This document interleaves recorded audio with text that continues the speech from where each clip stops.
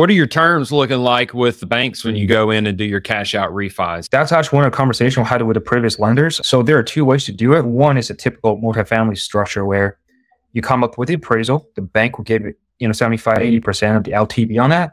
But because, like I said earlier, RB is not as liquid as some of the other asset class, the lenders we spoke to previously tell us that, hey, if you guys want to do a cash refinance within 18 months to 24 months mark, chances are you can get 100% to up to 125% of your cost basis back.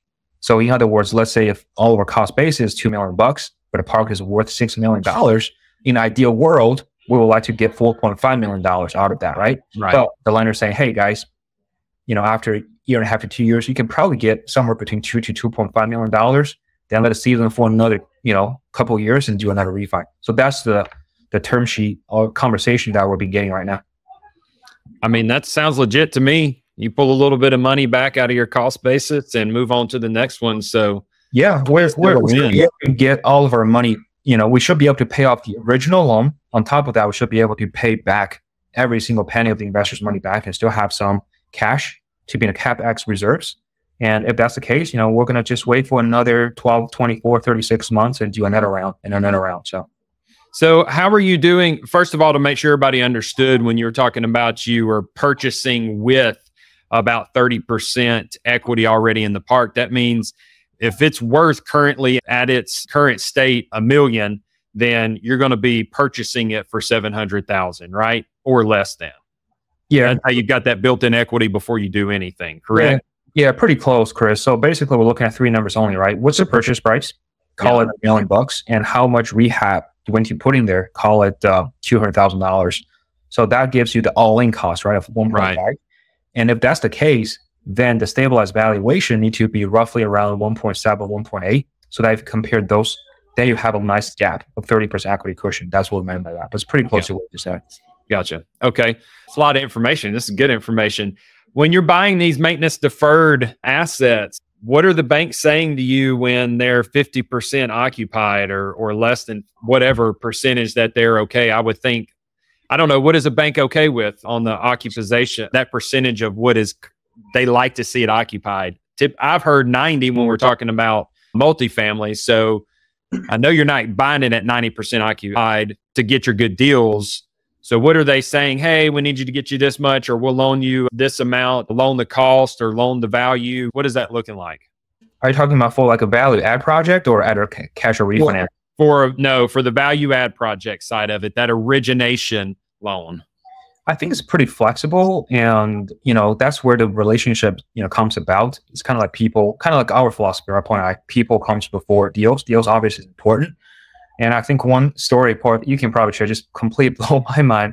Never seen this ever in my life where, someone like Paul can just walk in with a relationship without a pen, without a paper, without a pro forma and work out with $1.5 million loan secured, literally like that. So wow. It's a lot of relationships, and Paul, you can probably tell more about that project in terms of how stabilized it is, but it's pretty flexible in my opinion when it comes to local banks. Yeah, Jeff, my bankers really thank me for bringing Jeff on board because they're like, Jeff, thank you God for coming on board with Paul, because he literally walk in the bank and we'd have to write him a loan. He wouldn't have anything. He would just just trust me, guys, I got this. But yeah, they look at cash flow, debt service coverage, right? So it's not as much of an occupancy thing as it is it going to cover the debt, and is this a new operator? So I built the bank that funded the deal that he's talking about. We bought that deal for 1.53. We borrowed a couple $100,000 in CapEx, got an 80% LTV loan on it. We did a 20-year AM, and the debt service, it was fine, right? It was already bringing in. We've crushed the pro forma. What are we going to make this thing worth, Jeff? Oh gosh. I think our original expectation, we bought it for 1.5. I think we can probably push for 3.35. And right now, based on that, I think we're probably going to be shooting for $6 to $7 million on a 1.5 purchase. Jeez. So the banks see that and they look at it, how we've been operating, but we built these relationships with the banks to be able to step in and do that. and since Jeff and I teamed up together, it's made it much easier to now get in front of the bank. Jeff is so sharp with, keeping as the asset manager, keeping the P&Ls tight, working with the CPAs, making sure all the expenses are low, making sure that we have these numbers that show on a monthly basis. And, when you can present that to the banks, I mean, I know that doesn't happen overnight, but you got to start somewhere, right? And you can do a seller financing deal. If you're somebody listening or somebody that's trying to get into a deal, you don't have to do a 75-unit deal. You don't have to do a 100-unit deal or bigger. We didn't start there. We did a 5-unit together, right? And we made a lot of money on that sale. But the point I'm trying to make is that you got to get a deal under contract. You got to take it. And then you got to start building these relationships with the banks, showing them who you are. Hey, listen, I know you won't loan the money to me now, but I'm going to bring this deal to where it needs to be. If this deal, what kind of criteria are you looking for? What does this deal need to be doing for you to loan money? Once a bank loans you money one time and you're a great operator, you got that bank on the hook. That bank they are looking to give you money, right? Our bankers call us and take us out to lunch and spend time with us all the time. Jeff and I was on the phone with lenders earlier. I mean, once you become part of the family, right? They go, okay, these guys they're sharp. They know what they're doing. The committee, the bank, we can sign off on this without even sending it up. So that gives you buying power, right? When you're trying to take a deal down, it gives you the confidence to go and get the next deal. But just start somewhere. If you have to do some seller finance to then get in front of the bank, but make your relationships now. Don't wait until you have a deal. Make your relationships now so that when you do have a deal, you've already got all the grunt work done, and at least you can put it on the table and they can start making a decision. Super important, man. I remember Fatty, Tim's attorney on his staff, he made the comment, and I think he got it from Tim, dig your well before you need it.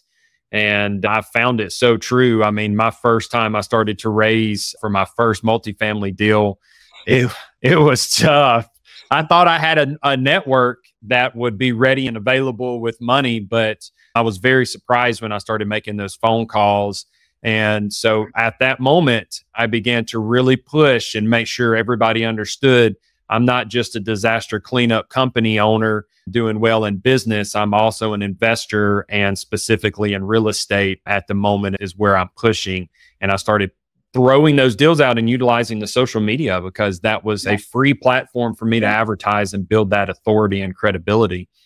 And that logic, Chris, applied to both lenders like, CallSat, Equity Raiser, like you said, and just all the other relationships, right? I mean, even, though it's been, a few months since we closed our last deal, but almost every single day, every single week, Paul and I will be talking with some, existing and some, new investors, and just let them know, hey, this is what we do. This is our track record, even though we don't need at this moment to raise a single penny, but using the same logic, we like to keep people informed and keep people educated. We speak to lenders, way before we need to do a refinance, right? So all that groundwork is being done before we ever even need it. So, So when you're raising your private money, what is those private money funds, those limited partners funds going to? Like, why raise it? How do you know how much to raise?